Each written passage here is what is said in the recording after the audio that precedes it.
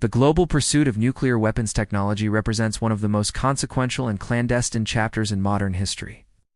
A decades-long series of parallel efforts driven by rivalry, fear, espionage, and the recognition that possessing such weapons fundamentally altered a nation's standing in the international order. The chain of events that ultimately led 10 separate countries to develop nuclear arsenals began in 1938.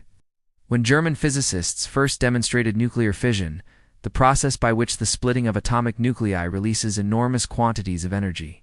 The implications were immediately recognized by scientists across Europe and North America.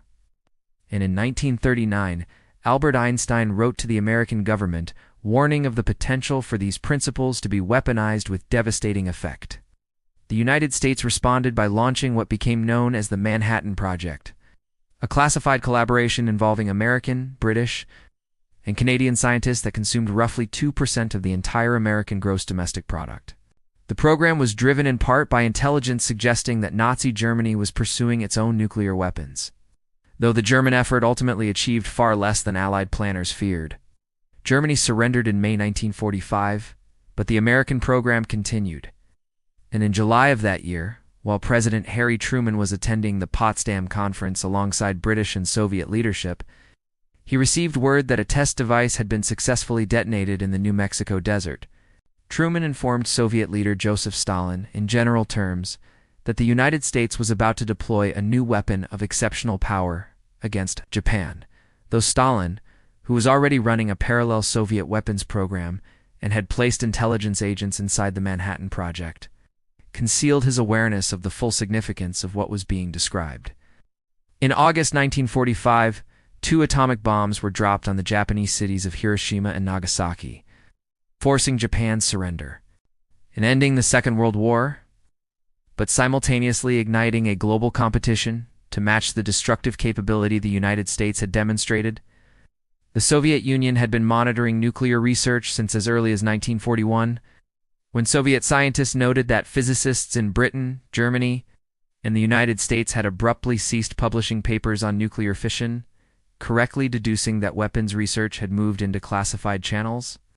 The Soviet program accelerated dramatically after the bombings of Japan, drawing heavily on espionage conducted within the Manhattan Project.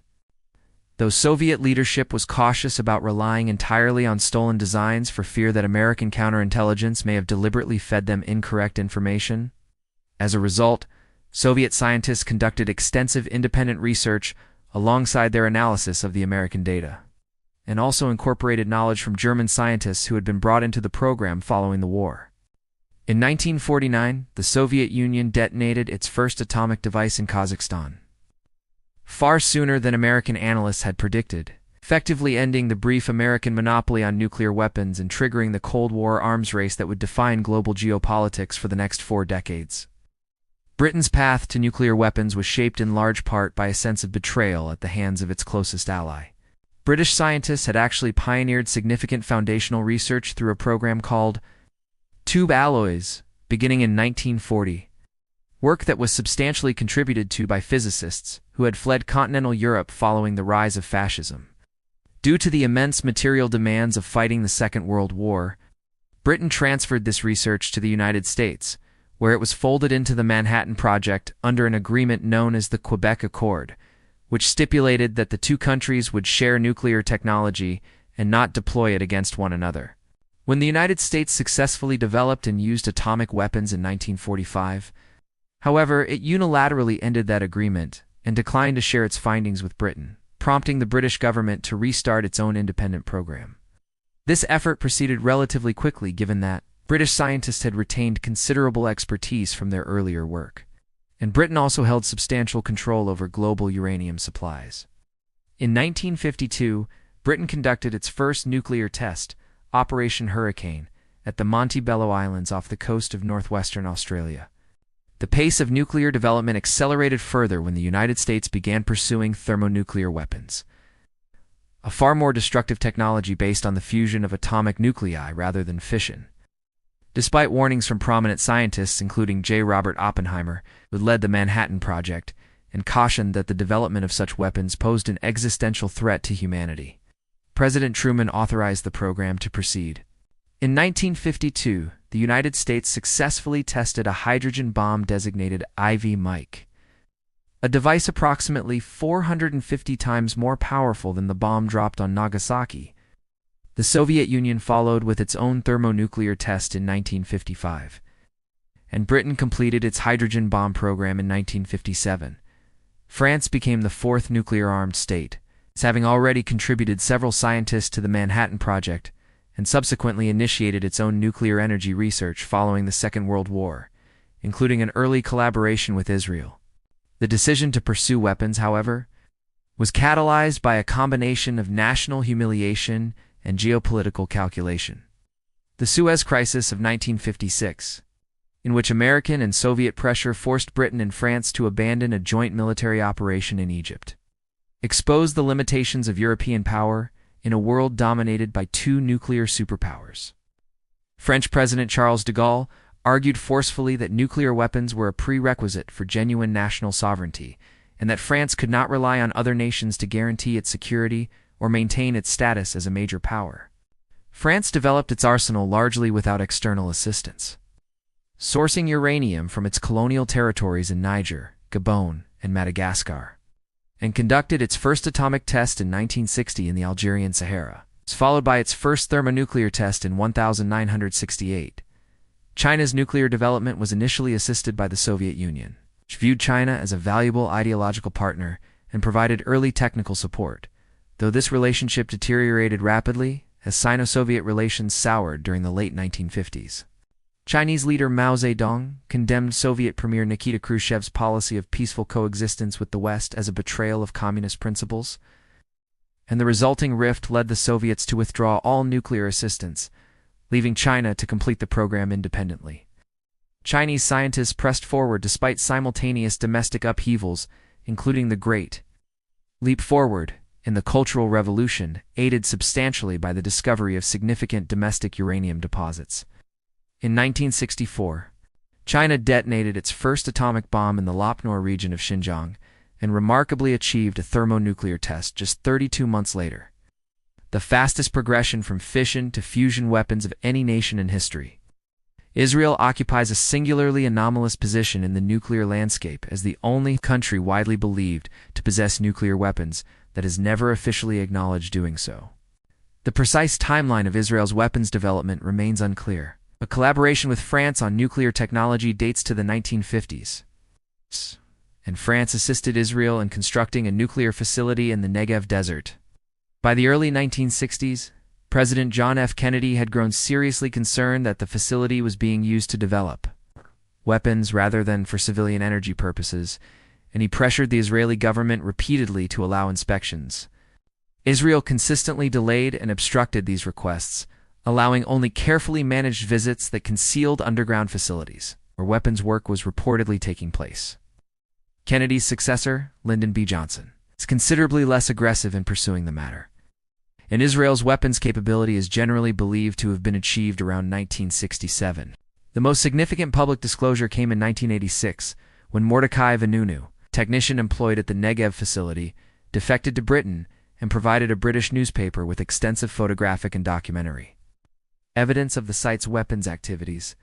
Israeli intelligence subsequently lured Vanunu to Rome under a fabricated pretext, where he was abducted and transported back to Israel, convicted of espionage and treason in a closed trial, and sentenced to 18 years in prison.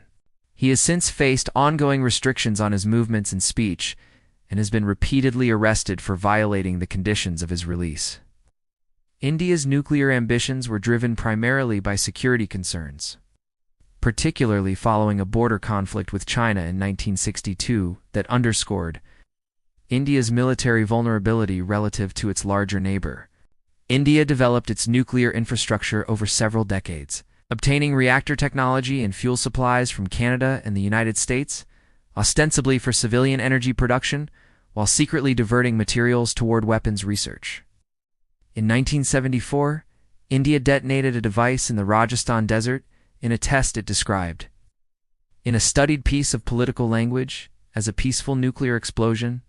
The test drew widespread international condemnation and sanctions. Partly because it had utilized a Canadian-supplied reactor, and partly because India had declined to sign the Nuclear Non-Proliferation Treaty. Despite demonstrating the capability, India refrained from fully weaponizing and deploying nuclear warheads for several more decades. With operational weapons not completed until the 1990s, South Africa's nuclear history is perhaps the most unusual of all, as it is the only country in history to have independently developed nuclear weapons and subsequently voluntarily dismantled them. South Africa possessed vast natural uranium reserves and had been supplying the material to the United States, Britain, France, and potentially the Soviet Union for decades, with supplies nominally designated for civilian reactor use. By the 1970s, growing Soviet influence in neighboring Angola and Namibia had transformed the calculation of South Africa's apartheid government, which felt increasingly isolated internationally and concerned about its strategic vulnerability. A test facility was established in the Kalahari Desert in 1977. But a planned detonation was abandoned after a Soviet satellite detected the site and alerted the United States, generating intense diplomatic pressure. In 1979, American satellites detected what appeared to be a double flash of light consistent with a nuclear detonation in the South Atlantic near islands administered by South Africa, an event known as the Vila Incident that is widely regarded as a joint test conducted with Israel, with South Africa providing the test location in exchange for receiving research data to advance its own program. By the mid-1980s, South Africa had constructed 6 nuclear devices of roughly the same yield as the Hiroshima bomb, an achievement believed to have been facilitated in part by Israeli technical assistance in exchange for South Africa's uranium supplies. As the Soviet Union weakened and the apartheid system began its collapse, the rationale for the weapons program evaporated, and the government chose to dismantle its arsenal rather than risk these weapons passing into the hands of a successor government. South Africa subsequently became the first nation to acknowledge and verify the destruction of its own nuclear weapons. Pakistan's program was born directly from its rivalry with India and the psychological shock of losing a war with India in 1971 that resulted in the independence of Bangladesh. Pakistani Prime Minister Zulfikar Ali Bhutto encapsulated the national determination when he declared that Pakistanis would eat grass before they would be denied nuclear parity with India. The critical breakthrough came through Abdul Qadir Khan, a Pakistani metallurgist who had been working at a uranium enrichment facility in the Netherlands and who obtained and smuggled back to Pakistan classified technical information on enrichment processes. China provided Pakistan with substantial additional assistance, including weapons designs and technical expertise, motivated by its own strategic competition with India. The United States was aware of Pakistan's program but largely chose to overlook it during the 1980s because of Pakistan's indispensable role as a partner in supporting Afghan resistance to the Soviet occupation. In 1998, following India's detonation of 5 nuclear tests, including a thermonuclear device, Pakistan responded within weeks by conducting 5 underground tests of its own in the Chagai Mountains, becoming the most recent country to publicly confirm nuclear weapons capability. The strategic contrast between the two South Asian nuclear states is sharp. India maintains a declared no-first-use policy, whereas Pakistan explicitly reserves the right to use nuclear weapons first, including against conventional military attacks, a posture that has had tangible effects on Indian military decision-making by raising the threshold of risk in any confrontation. The revelations that followed regarding Khan were deeply unsettling to the global non-proliferation regime. In 2004, he confessed to having transferred nuclear weapons technology to North Korea, Iran, and Libya, all of which were outside the Non-Proliferation Treaty framework. North Korea, the 10th country to cross the nuclear threshold, pursued weapons as a guarantor of regime survival since the era of its founder, Kim Il-sung. The Soviet Union had provided North Korea with early assistance in establishing nuclear research and energy infrastructure, and many North Korean scientists received training in the Soviet Union. Both the Soviets and China refused repeated North Korean requests for direct weapons assistance. North Korea therefore built its program incrementally using domestic uranium deposits and, critically, the technical knowledge obtained through the Khan network. In 1994, the United States negotiated an agreement in which North Korea would receive alternative light water reactor technology in exchange for freezing its existing weapons-capable graphite reactors. But the arrangement broke down in 2002 amid mutual accusations of bad faith, after which North Korea formally withdrew from the Non-Proliferation Treaty. North Korea claimed to possess functional nuclear weapons in 2005, and in October 2006 conducted its first underground test, though the yield was so low that analysts suspected the device had malfunctioned.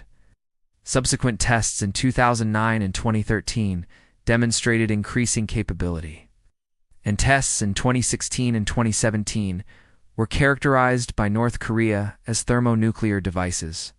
Beyond the 10 confirmed nuclear states, a significant number of additional countries have pursued weapons programs that were subsequently abandoned, including Argentina, Brazil, Sweden, Romania, Algeria, Libya, Iraq, Iran, Egypt, Syria, Taiwan, and Japan, several of which made substantial progress before halting due to international pressure, resource constraints, or deliberate sabotage, with Iraq, Syria, and Iran each having facilities destroyed by Israeli military strikes or cyber operations. Iran remains the country most frequently cited as closest to developing a weapons capability, a prospect that has drawn repeated Israeli warnings and prompted Saudi Arabia's leadership to state openly that it would seek nuclear parity with Iran if Iran were to obtain such weapons. Japan, despite being the only nation to have suffered nuclear attack, possesses advanced nuclear energy technology and substantial enriched uranium stockpiles that would theoretically allow rapid weaponization if its current policy of pacifism were ever reversed. The architecture of international law designed to prevent further proliferation includes numerous regional treaties covering Latin America, the South Pacific, Africa, Southeast Asia, and Central Asia, all of which prohibit the development, testing, or hosting of nuclear weapons within their signatory territories. Though these frameworks are complicated by the fact that nuclear-armed states routinely deploy weapons aboard submarines that traverse international waters continuously, placing nuclear capability effectively beyond any geographic treaty constraint and ensuring that deterrence remains as a permanent and borderless feature of the international order.